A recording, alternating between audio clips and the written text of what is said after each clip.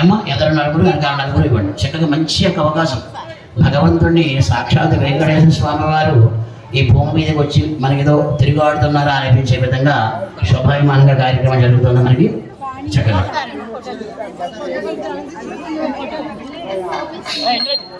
అలాగే మగవాళ్ళందరికీ లాస్ట్ మగవాళ్ళందరూ మొదటి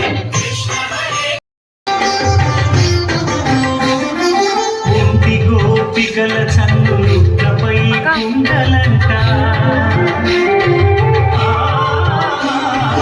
ఒంటి గోపికల చన్నులపై కుండలంట అంటూ చేతులు చాచినది కృష్ణుడు.